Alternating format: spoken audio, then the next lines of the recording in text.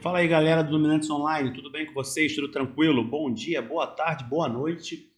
Bom, ainda falando sobre a filosofia na modernidade, nós vamos ver aqui hoje um outro filósofo que é Baruch Spinoza. Esse é um filósofo que segue a linha de Tomás Moros, tá? Segue uma linha humanista, mas vocês vão ver que ele tem um aspecto bastante particular nas concepções que ele tem dele. Inclusive, Spinoza vai ser um dos grandes críticos na questão religiosa, vai ser abordado, né, em várias críticas que vão existir a respeito da questão religiosa, do papel da religião na sociedade. Tá? O Spinoza é um homem típico do século XVII, ele vive entre 1632 e 1677, tá? Então ele pega ali reflexos ainda das guerras de religião, das disputas religiosas na Europa, tá? Bom, Spinoza, ele era um judeu neerlandês, né? Ele nasce ali no que hoje são os Países Baixos, tá? E ele vai ter como influências no seu modo de pensar, nas suas concepções filosóficas, a escolástica, especialmente essa concepção de um saber intelectual oriundo, né, de uma vertente religiosa, ou seja, era uma questão religiosa, mas que tem muito mais a ver com filosofia e intelectualidade do que necessariamente com uma ortodoxia. A gente vai entender bem como que o Spinoza enxerga essa questão de Deus e como é que Deus se manifesta. Tá? Apesar de utilizar muito a temática e o termo Deus, não é exatamente o que parece à primeira vista. Um outro ponto é o platonismo renascentista, ou seja, ele vai também buscar ali na Idade Média, e especialmente no Renascimento, essas vertentes que vão buscar lá atrás ainda em Platão, né? É uma separação, digamos, entre plano físico e metafísico, o que seria agora transferindo para a época do Spinoza entre plano espiritual e plano divino e o plano humano, digamos assim, entre esse contexto mundano. Por mais que as coisas se misturem, haveria ali uma separação, tá? Além disso, ele vai ser um homem que vai conviver no mesmo período de vida que o René Descartes, e ele é influenciado por esse racionalismo cartesiano, por isso que eu falei com vocês que ele tem uma perspectiva mais voltada ao humanismo, e especialmente ele é entendido até por alguns ali também como um proto-iluminista ou um pré-iluminista, por mais que seja um homem, como eu já falei, do século XVII, tá? E ele faz parte de correntes dissidentes judaicas, ou seja, ele não segue aquela ortodoxia judaica, inclusive por isso, né, ele é expulso da religião dele, por ele ter essa maneira bem particular de enxergar o contexto religioso e o ser divino, que seria ali Javé ou Deus, né, numa perspectiva mais cristã. Quais as principais concepções do pensamento em Baruch Spinoza? Bom, vamos lá. A primeira ideia que ele vai ter é o chamado monismo. E o que seria o monismo? Monismo é basicamente uma corrente de pensamento que defende que a única substância que existe é Deus. Ou seja, tudo é Deus. Eu sou Deus, o meu relógio é Deus, esse computador é Deus, a luz é Deus, tudo é Deus. Tudo que existe é Deus. Tá? Não mas ao mesmo tempo, esse Deus que nós conhecemos como tudo que existe, essa única substância, não é o Deus judaico-cristão, aquele Deus típico que é representado como um velhinho de barba, nada disso. É bastante diferente. Esse Deus, ele não precisa de oração, esse Deus, ele não faz milagre. Basicamente, esse Deus é todas as substâncias. Daí a ideia de monismo, de mono, ou seja, tudo é Deus. Deus nada mais é do que uma representação ou a própria natureza. A natureza seria um outro nome de Deus. Tá? A natureza é a manifestação do próprio Deus. Tá? E esse Deus, como eu já falei, não precisa de oração, não precisa de milagre. Esse Deus, ele não tem regras claras de conduta, ele é apenas tudo. Então não tem como você fugir de Deus, não tem como você discordar de Deus, porque Deus basicamente é tudo, inclusive a sua discordância. Tá? Uma outra concepção presente no pensamento de Spinoza é a ideia do panteísmo. Cuidado para não confundir, não tem nada a ver com panteão, não. Panteísmo é uma outra noção. E o que é o panteísmo? Panteísmo seria uma ideia de que Deus é tudo e representa a perfeição, ou seja, não existe nada imperfeito, não existe nada errado, tudo é Deus. Então não existe, entre aspas, erro na natureza. Existe apenas uma nova manifestação ou uma outra maneira de perceber a manifestação divina. Beleza?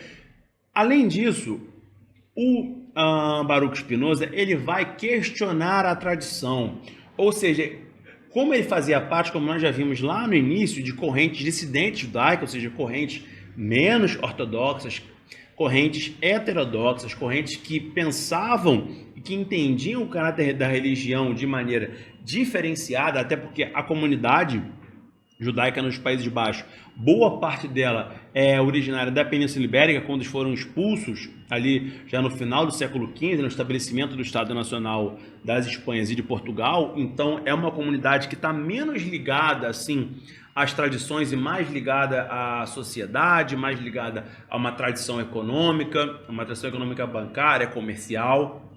Então, a comunidade neerlandesa ela tinha esse elemento esse elemento que vai a diferenciar de outras comunidades, tá? E além disso, o Baruch Spinoza ele vai questionar e ele vai enfatizar que deveria haver separação. Por mais que Deus fosse uma coisa só, Deus estivesse em tudo, Deus não deveria ser utilizado para justificar ou para salientar qualquer aspecto político ou qualquer aspecto, inclusive até mesmo religioso. Tá? Lembra que eu falei com vocês lá no início que ele tinha uma perspectiva muito única do que seria Deus e que ele enxerga Deus numa perspectiva humanista, numa perspectiva racional e não numa perspectiva espiritual, numa perspectiva mais ortodoxa de pensamento religioso? Então, Spinoza diz que deveria haver uma separação entre Estado e Igreja. Ele é um dos primeiros pensadores a abordar esse aspecto. O Estado, a política é uma coisa, a Igreja e os conceitos espirituais são outra.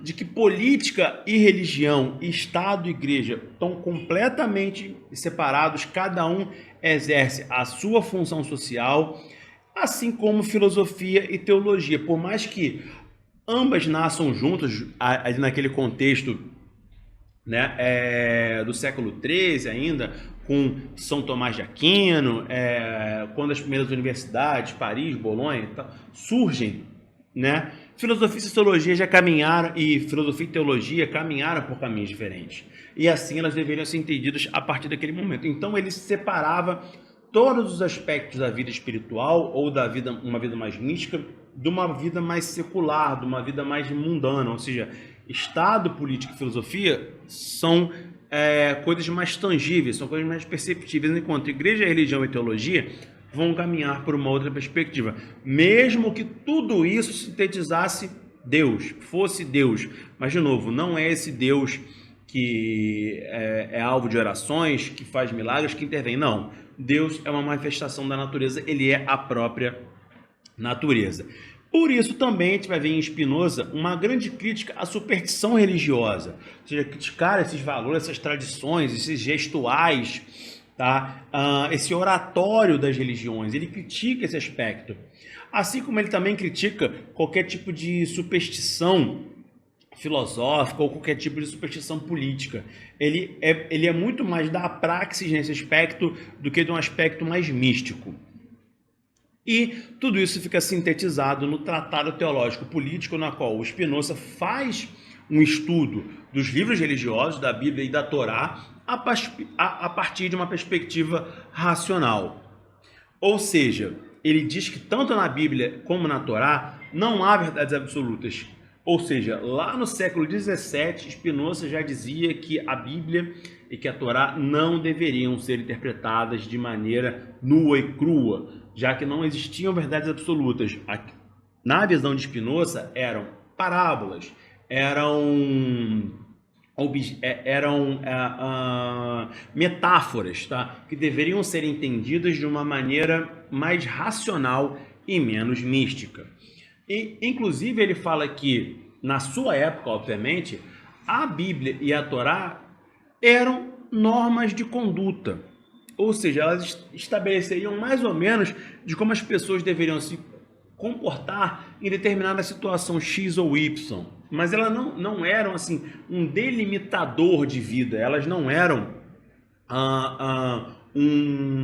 algo que te controlasse, não eram isso, elas eram um manual de conduta, ou seja, você deve agir assim em determinada situação, mas você deve agir assim, você não é obrigado a agir assim, tá? Inclusive, ele vai criticar, e é a partir desse momento em que ele vai ficar muito mal visto na comunidade judaica, que os mandamentos não foram dados por Deus, que os mandamentos nada mais são do que um manual de conduta, segundo aquela sociedade, daquele contexto, tá, de Moisés. Até porque os mandamentos não foram dados a todas as pessoas, foram dados, né, ao povo eleito, ao povo divino, e isso não englobava, obviamente, todas as pessoas. Então, o Baruch Spinoza entende que aquilo não servia para todo mundo, aquilo servia muito mais para aquele grupo, naquele contexto, e que não foi esse Deus que ele compreendia que deu aquilo, mas sim, né, aquele determinado grupo liderado por Moisés.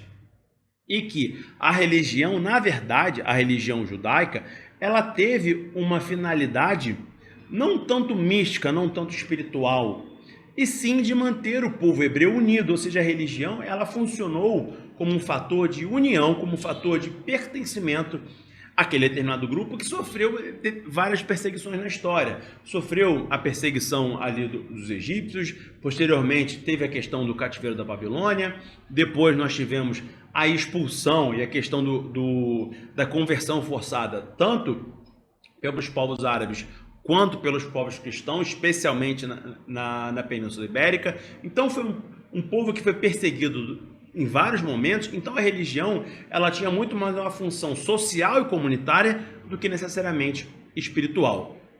Beleza? Então essas são as concepções que o Spinoza tem a respeito do papel da religião em todo esse contexto em que ele se estabelece. A ética para Baruch Spinoza ela é fundamentada na matemática. Ela não tem a ver, por exemplo, com uma moral cristã, uma moral judaica, uma moral religiosa, conceitos religiosos. Não.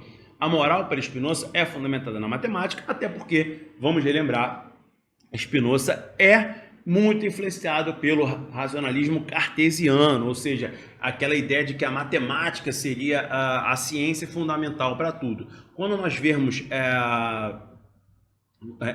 o método cartesiano e René Descartes especialmente, a gente vai compreender um pouco essa métrica, esse olhar um pouco melhor, tá? E além disso, Spinoza vai dizer que Deus não é transcendente, ou seja, Deus não transcende os objetos dos corpos. Deus é imanente, ou seja, Deus é tudo. Deus é permanente, Deus não transcende, Deus não ascende, Deus não descende. Deus ele está em todas as coisas, em qualquer forma que elas possuam.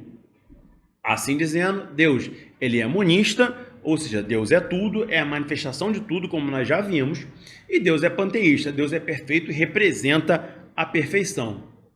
Deus é a única substância que se manifesta na natureza, ou seja, monista, panteísta, a única substância que se manifesta na natureza, Deus sendo tudo, tá?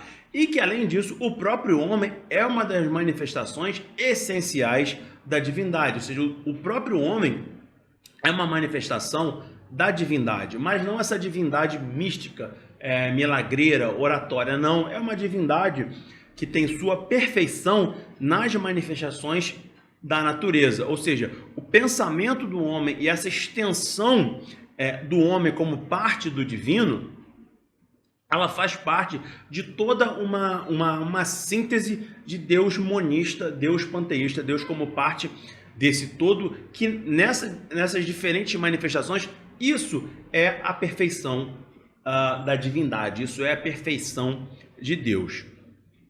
Então, né, Deus seria a causa imanente de tudo, ou seja, Deus é tudo, tudo se explica por Deus, tudo origina de Deus. Sempre lembrando que Deus, para Spinoza, não é o Deus como se entende normalmente, esse Deus dos milagres. Não é isso.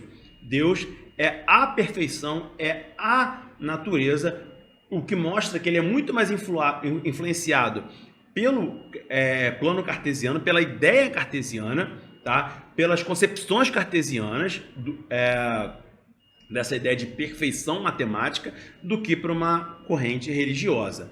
E sendo Deus essa causa imanente de tudo, Deus determina tudo, Deus é tudo, e Deus se manifesta nas leis naturais. Ou seja, a gente pega uma concepção de Deus e a gente faz aqui esse pensamento fechando justamente nessa concepção,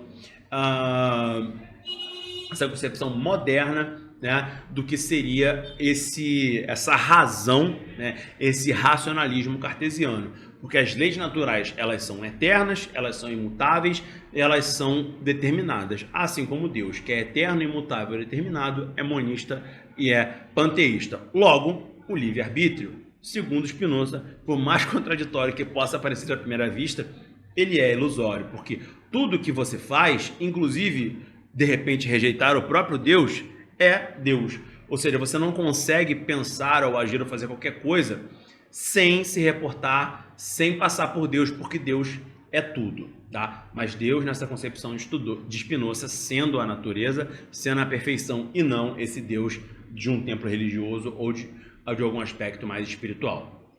Beleza, galera? Um abraço. Tamo junto.